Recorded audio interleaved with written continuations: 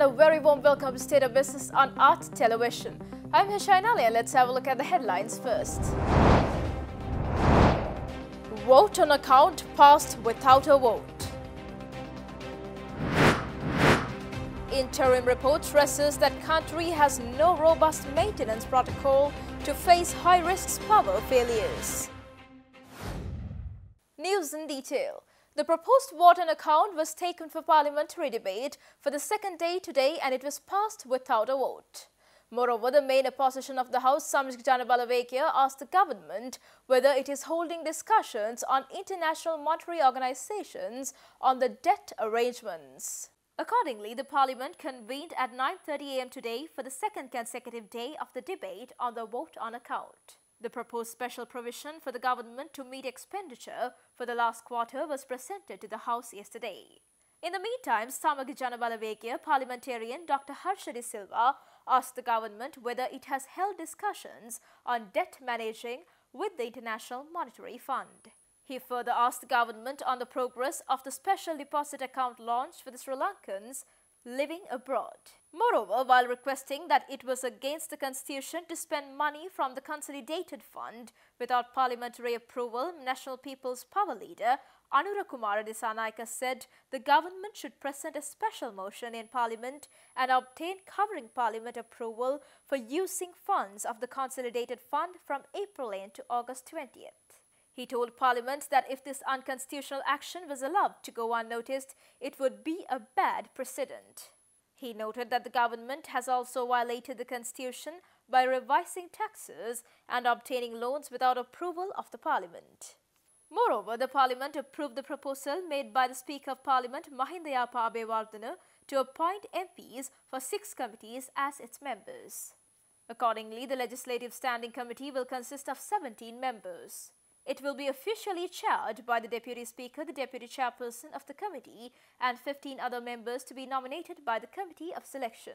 The Committee on Standing Orders of Parliament shall consist of 12 members. The committee will be chaired by the Speaker and consists of the Deputy Speaker, the Deputy Chairperson of the committee, and 9 other members to be nominated by the Committee of Selection. The House Committee will consist of 15 members to serve in the first session of the 9th Parliament and will be chaired by the Speaker.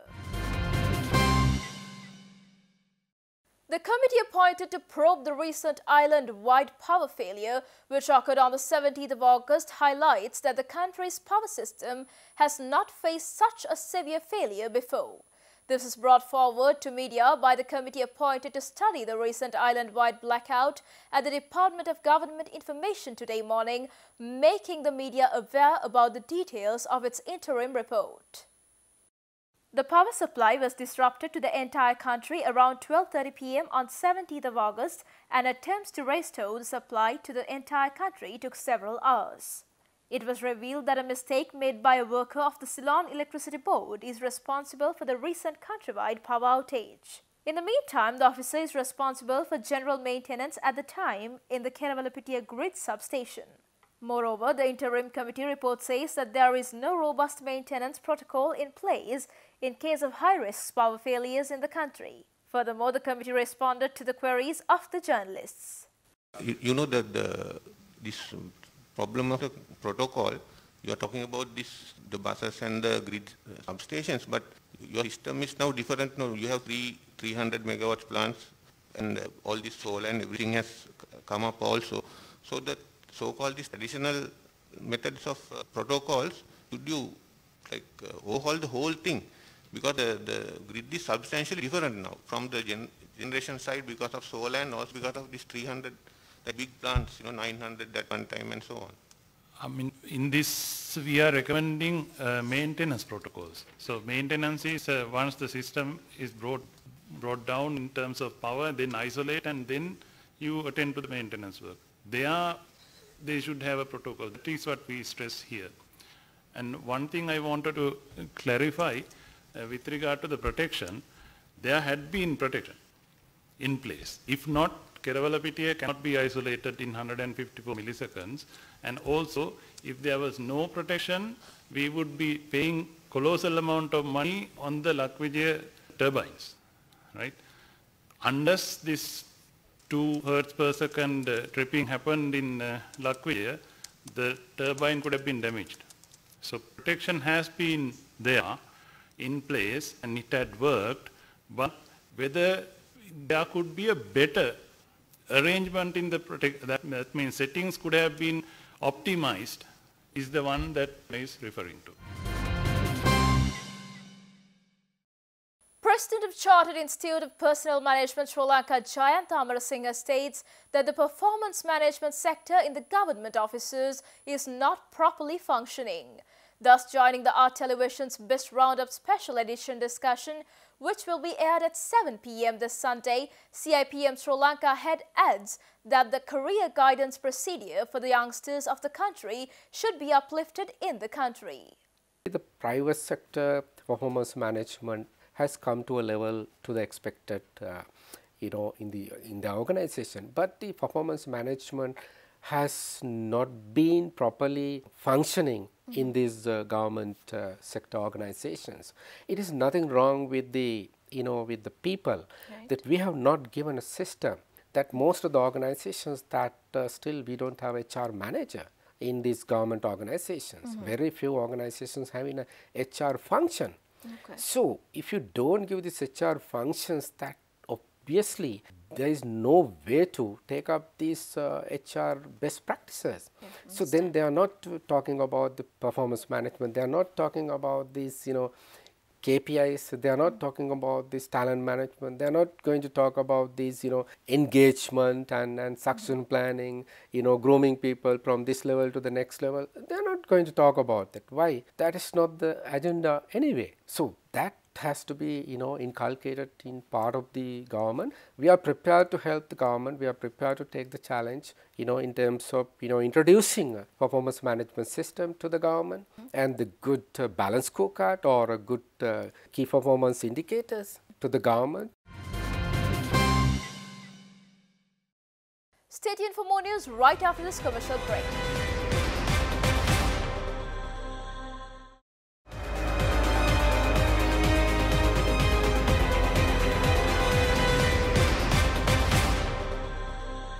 Welcome back after the break. President Gotabaya Rajapaksa says that the foreign exchange spent on fish imports annually should be reduced through a proper plan. The president made this observation at a discussion held at the Presidential Secretariat yesterday on the future plans of the State Ministry of Fisheries, Freshwater and Fish and Shrimp Farming, Fisheries, Harbour Development, Multi-Day Fisheries and Fish Exports. The government spends nearly $500 million annually on the importation of fish, dried fish, mackerel and canned fish, and the contribution of the fishing industry to the GDP so far is only 1%. Hence, President Gotabaya Rajapaksa emphasized that the fishing industry should be among the exports that earn foreign exchange by reaping the benefits of the coastal areas around the country and the inland tank system. Moreover, 95% of freshwater fish and 98% of saltwater fish are bred and exported locally in ornamental fish exports. The ornamental fish industry has the potential to export nearly 700 species of ornamental fish and the possibility of earning more foreign exchange by breeding and exporting endemic freshwater fish was also discussed. The president instructed the officials to look into the possibility of importing aquatic plants which are in great demand in the world, cultivating them in factories and easing the existing barriers for re-export. There are about 18,000 inland tanks, however, only about 1,500 tanks are used for freshwater fishing. Thus, Chief of the Presidential Task Force on Economic Revitalization, Basil Rajapaksa, said that the need of protein for rural society could be met by identifying freshwater aquaculture tanks for the promotion of the industry. The need to manufacture multi-day trawlers with freezers and sanitary facilities and the need to provide vocational training to fishermen were discussed.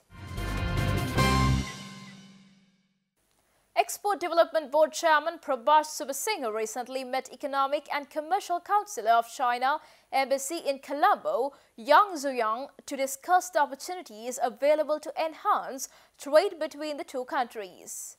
The discussions were mainly focused on the importance of further strengthening of trade between the two countries in view of fully utilizing the trade potential that lies vastly untapped. The discussion highlighted the early recoveries achieved by both the countries after the COVID-19 pandemic. According to the IMF, China's economic growth after the pandemic was predicted to be 8.2%, which will give vast opportunities for its trading partners. Benefits that could be accrued through preferential market access was discussed during the meeting, where such tools could be used to narrow down the current trade gap between the two countries. In this regard, the activation of negotiation process of proposed China-Sri Lanka FTA was highlighted, as this will act as a catalyst to increase the trade between Sri Lanka and China by exploiting the opportunities available in the market. Discussions was also held on China International Import Expo, where the EDB organized Sri Lanka's participation from its inception in 2018. Importance of Chinese investment into Sri Lanka was also discussed, taking advantage of regulatory framework of both countries. This will also lead to increasing regional exports utilizing the existing FTA concessions and accelerate the commercial ties. Bringing forward the analysis of the stock market trading for the gone week, First Capital Holdings states that the market trading for the week showed a stagnant sentiment, but turnover levels were high, passing 1.5 billion rupees mark. This week the market sentiment was a bit dull. We saw the markets slowly sliding down during the week. Throughout the week we saw a bit of negativity, where we saw profit taking in most of the counters, as we've seen the market on a continuous gain over the last couple of weeks. However, turnover levels are very healthy. We saw on all days turnover levels exceed about 1.5 billion rupees, but on a few occasions we saw turnover levels even touch 2 billion rupees as well. Heavy retail activity was present. In addition to that, high net worth and institutional activities were very high. The activity was mostly centered on the blue chip counters, specifically on the banking sector. On most days we saw the turnover levels, banking sector turnover levels being very high, on some occasions even closer to 50% or slightly more than 50% also. Moreover, First Capital Holdings states that the negative sentiment of the market will be diminished in the coming week and that the turnover levels will be soaring as usual. Looking at the upcoming week, we expect this negative sentiment to slowly settle down, as we are starting to see bargain hunters coming back into the market and grabbing the opportunity. So we are starting to see selling pressure completely getting absorbed. That's why we saw over the last couple of days the selling pressure slowly diminishing and the market dipping by a very small number of points. And with that, we feel that some positivity will come back into the market. We feel turnover levels will continue to be healthy, because there is a heavy amount of investor interest in the market, mainly because of the low interest rate environment that is there and is likely to be there for the foreseeable midterm. So with that, we feel that there is genuine interest in the equity market, and retail segment, high net worth and institution will be significantly interested in the market, and there will be a lot of buying interest that will come. However, on the foreign front, on a global scale, we are seeing an outflow from emerging markets, and with that, we don't see anything different to happen in Sri Lanka. So stay tuned for stock updates.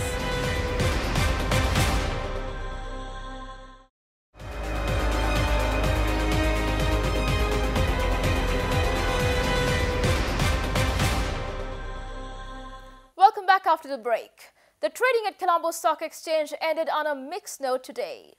The all-share price index dropped 12.45 points to close at 5,320.87, and the S&P SL20 gained 7.11 points to close at 2,360.38. The turnover was 1 billion rupees and over 40 million shares were traded. Up next are Forex rates.